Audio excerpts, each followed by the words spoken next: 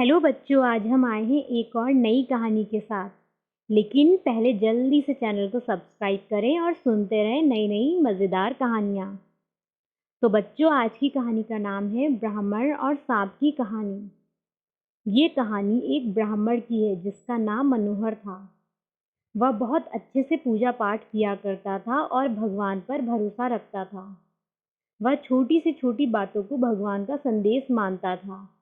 उस ब्राह्मण के पास एक खेत भी था जिसमें फसल तो उतनी अच्छी नहीं होती थी, लेकिन उसमें जितनी भी फसल होती थी उससे उसका गुजारा हो जाता था।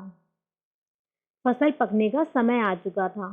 वह अपनी फसल की निगरानी करने के लिए दोपहर को अपने खेत में मौजूद पेड़ के नीचे सोया करता था।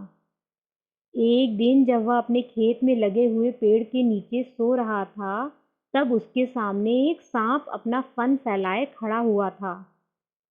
कुछ देर बाद उस ब्राह्मण की नींद खुली तो उसने देखा कि उसके सामने एक सांप था। पहले तो वह बहुत डर गया, लेकिन बाद में उसे लगा कि यह एक देवता है। यह सोचकर वह तुरंत अपने घर की ओर भागा और एक मिट्टी के बर्तन में दूध लेकर आया। फिर उसने वह दूध सांप को दिया और वहां से चला गया। जाने से पहले ब्राह्मण ने उस सांप से विनती की कि वे उसे हर मुसीबत से बचाए और उस पर धन की कृपा करें। अगले दिन जब वह फिर से आया तो उसने देखा कि मिट्टी में रखे हुए बर्तन में एक सोने का सिक्का था। सोने के सिक्के को देखकर उसने सांप को धन्यवाद कहा। अब वह रोज सांप के लिए दूध लेकर आता और हर दिन बदले में उसे सोने का सिक्का मिलता। कुछ दिनों बाद उस ब्राह्मण को काम के चलते दूसरे राज्य जाना पड़ा।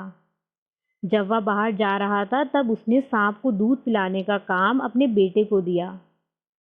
बेटे ने भी सांप को बर्तन में दूध दिया और अगले दिन जाकर देखा कि उस बर्तन में एक सोने का सिक्का था। सोने के सिक्के को देखकर उस लड़के के मन में ज़्यादा धन प्राप्ति की लालसा जाग उठी। ऐसे में वह सोचने लगा कि उस सांप के बिल में और भी अधिक सोना होगा।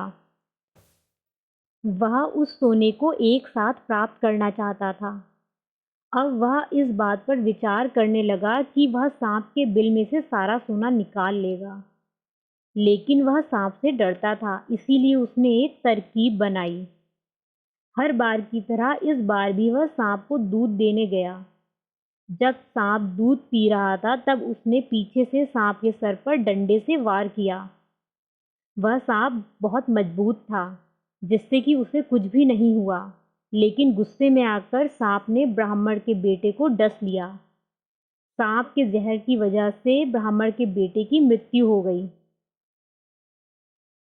ब्राह्मण जब घर वापस लौटा तो उसे अपने बेटे की खबर सुनकर बहुत दुख हुआ और वह बहुत रोया और उसे पछतावे के सिवा और कुछ नहीं मिला। इस कहानी से हमें यह सीख मिलती है कि अत्यधिक लालच करना बहुत ही बुरा होता है। अत्यधिक लालच करने से हम खुद को मुसीबतों से घेर लेते हैं। इसीलिए लालच ना करते हुए हमें मेहनत करके ईमानदारी के साथ पैसे कमाने चाहिए। उसी में सबकी भलाई है। धन्यवाद।